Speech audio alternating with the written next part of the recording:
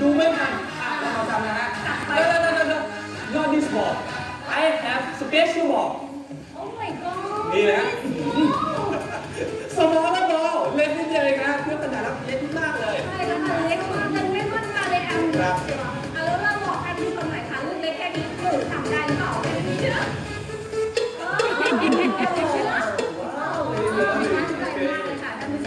มั่นใจขนาดนี้มากเลย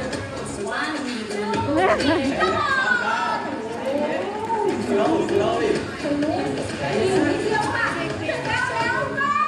ชิคกี้พายว้าวตรงนั้นน้องโรเลอร์นี่คือความสามารถสำหรับน้องโรเลอร์ครับน่ารักมากๆเลยโอเค next program we have one go and go Marco is very good in IQ he can pick up the right letter and now you can choose one of any and one picture here which one do you like just one picture เรียกอะไรดิบอกดิ Tiger zebra snake โอเค one two three Tiger โอเคดังกว่านะทางด้านนี้นะ Tiger T I G E R 5 ตัวอักษร5 letter นะแล้วก็เรียงกันมั่วๆอย่างนี้เลยครับผมนะฮะเมื่อพร้อมแล้วไปที่จะนำครบอัจฉริยะของเราที่ชื่อว่าอิคิวซังมาแล้วครับผมอิคิวซังนะฮะฉลาดมากเลย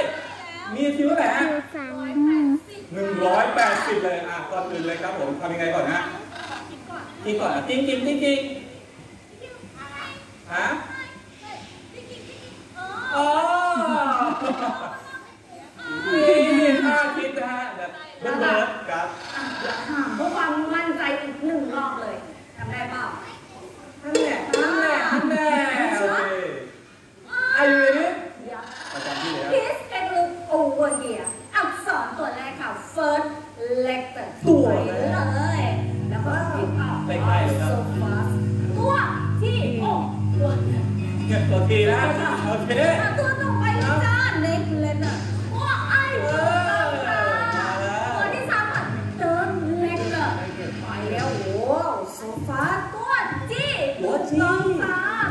4แล้วค่ะ next letter ไปแล้วก็ยังไงที่หลับเป็นตัวอีน้องจ้า last letter the last one ไปแล้วมีคิดแล้วก็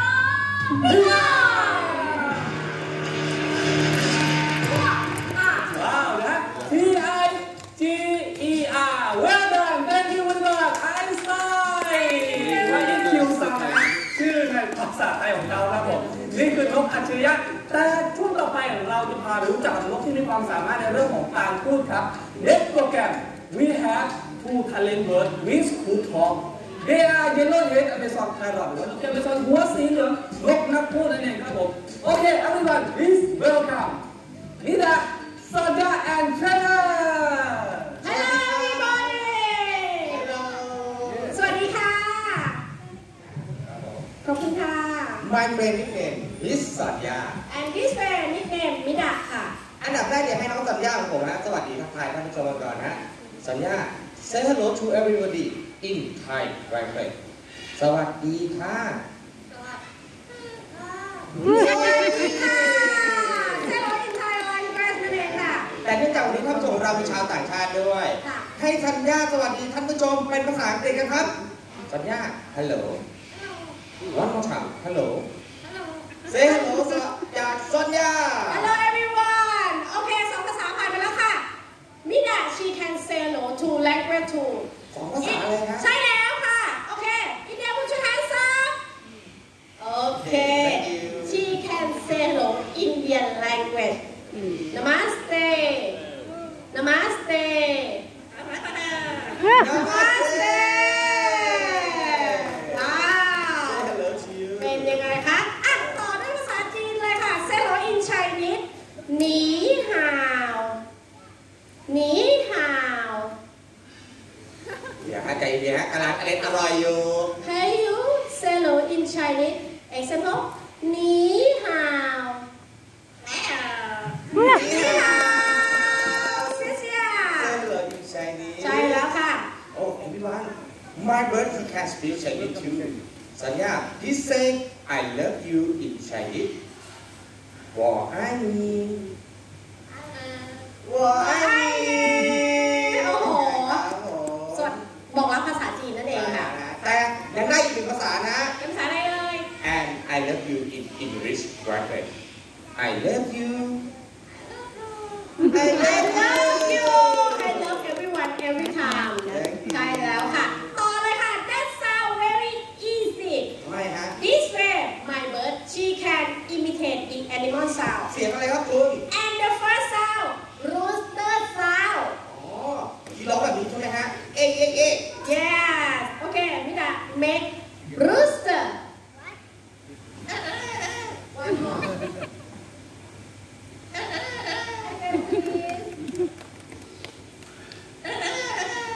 rooster เสียงไก่ตัวผู้ที่ร้องตอนเช้าใช่แล้วค่ะ and next sound chicken sound example ตักตักตักตักตักตักตัก เสียงไก่ตัวเมียนั่นเอง ใช่แล้วค่ะอ่ะมิดา are you ready make chicken sound โอเคเพลิดเพลินมากเลยนะคะน้องมิดาคะอ่ะ chicken sound chicken no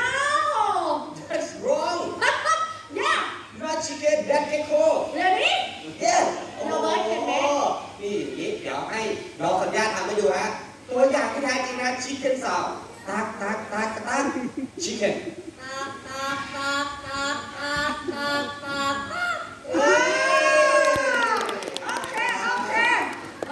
แบบนี้ Okay, Mida, you hear your friend make chicken sound. Are you okay? Are you sure? จุดหมายนะครับจุดหมาย เดี๋ยวอีกหนึ่งรอบนะคะท่านผู้ชม มาเลยแบบชัดๆช้าๆอ่ะ chicken sound ตักตักตักตักตัก chicken เ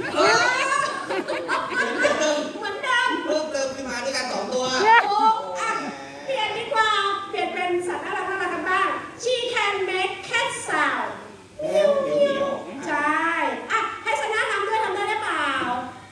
โอเค พร้อมกันเลยครับ cat ตรงนู้น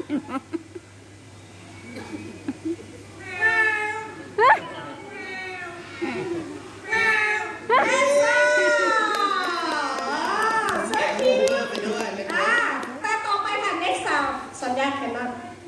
เสียงอะไรฮะ เสียงสุนัขเห่าแล้วก็หอน โอ้เก่งมากเลยเหรอ ใช่แล้วแบบนี้ค่ะฮู้ฮู้ฮู้ฮู้บูโอเค dog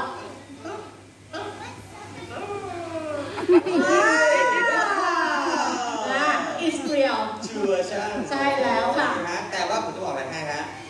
วัฒนธรรมของคนไทยนะฮะมักจะมีความเชื่อว่าเมื่อได้ยินเสียงสุนัขหอนจะมี1 สิ่งมาด้วย ghost ผีนั่นเองค่ะ ใช่ครับผมเดี๋ยวมาถามความรู้สึกน้องสัญญาดีกว่าเมื่อได้ยินเสียงสุนัขหอนเขาจะรู้สึกยังไงฮะเฮ้ยสัญญา picture to everyone can you hear the barking dog how do you feel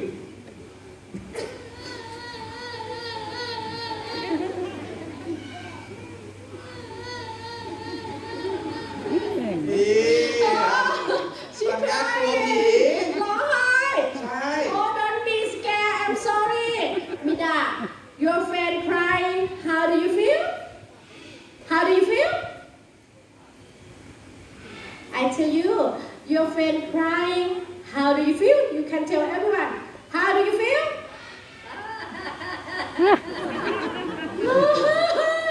เมื่อกี้ร้องไห้ใช่ไหม Your friend crying ฮะ Your friend crying crying so sad Okay, one more time. You can tell everyone when your friend crying and so sad. How do you feel? Midaคะ? How do you feel? โอ้โหเลยครับอีกแล้วเป็นมุกฮะล้อกันเล่นเฉยๆนั่นเองนะยูชมน้องไฮไลท์จากน้องสัญญาผมดีกว่าฮะ My bird he can count number 1 to 10 in Chinese grammar I know. 1, 2, 3, 4. Yes like that okay count number 1 to 10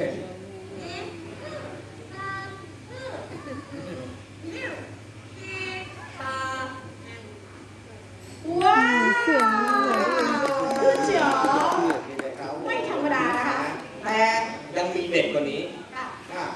My Sonia, her voice very nice. She can sing Happy Birthday to you. Full song. Okay, Sonia, are you ready? Sing a song.